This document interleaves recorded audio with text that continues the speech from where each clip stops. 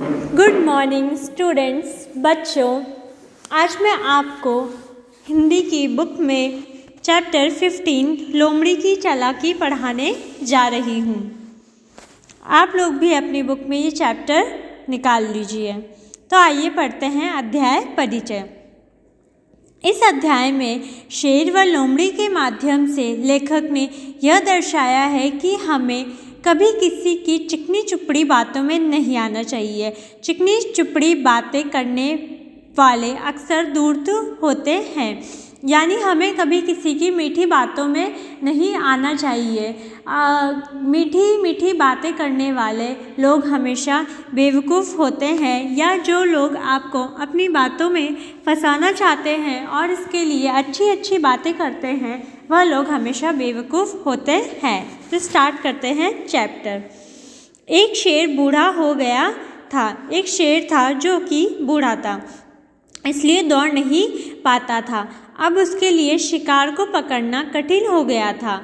भूखे मरने की नौबत आ गई थी। भोजन ना मिल पाने से वह दुबला हो गया। एक दिन एक लोमड़ी ने शेर को देखा। लोमड़ी उससे बोली, अरे जंगल के राजा, क्या बात है? आप परेशान क्यों दिखाई दे रहे हो? लोमड़ी स्वस्थ और सुंदर थी। उसे देखकर बूढ़े शेर के मुंह में पानी आ गया। उसने सोचा किसी उपाय से इस लोमड़ी को पकड़ा जाए। लोमड़ी की बातें सुनकर शेर उससे बोला, बहन, मैं बूढ़ा हो गया हूँ, अब चल फिर नहीं पाता, ठीक प्रकार से सुन भी नहीं पाता हूँ। ज़रा पास आकर बताओ, क्या कहना चाहती हो? जैसा मैंने आपको बताया कि शेर बूढ़ा था, वह खा पी नहीं पा रहा था क्योंकि वह दौड़ने में और शिकार करने में असमर्थ हो गया था। उसे बहुत कठिनाई होती थी शिकार करने में और पकड़ने में।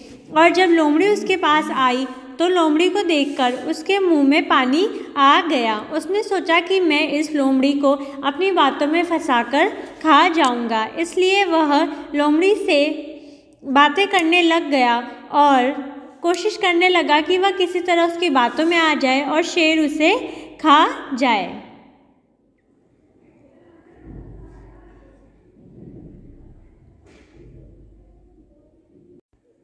आगे लोमड़ी भी कम चालाक ना थी। लोमड़ी बहुत चालाक थी। उसे पता था कि शेर उसकी बातों में उसको अपनी बातों में फंसा रहा है और उसका शिकार करना चाहता है, और शेर उसे अपनी चिकनी चुपड़ी बातों में फंसाकर अपना शिकार बनाना चाह रहा था। उसे संदेह था कि शेर उसे बेवकूफ़ बनाना चाहता है।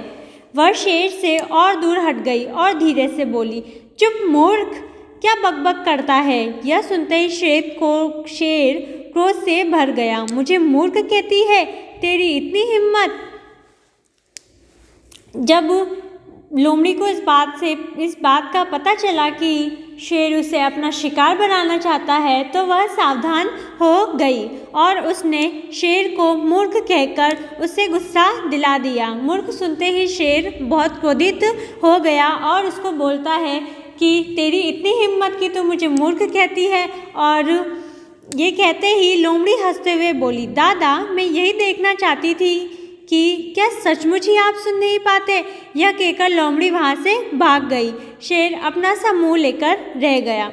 लोमड़ी उसको धीरे से बोलकर ये पता लगाना चाहती थी कि शेर सचमुच सुन नहीं सकता, इसलिए वह ऐसी बात करती है कि शेर को गुस्सा आ जाए, और यदि वो सुन पाता हो तो उसे पता चल जाए कि शेर सच में सुन नहीं पाता या उसका शिकार करने के लिए केवल उसको मूर्ख बना रहा है।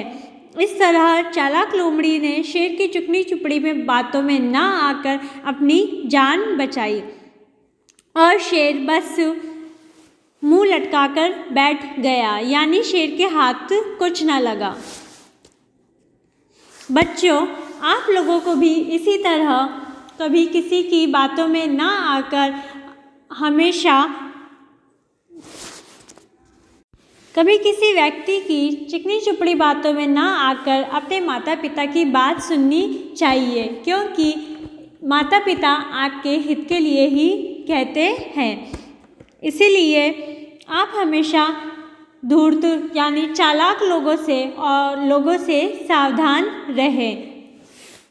Thank you. आप लोग भी ये चैप्टर को रीड कीजिए, इसको समझिए और एक बार और पढ़ने की कोशिश कीजिए।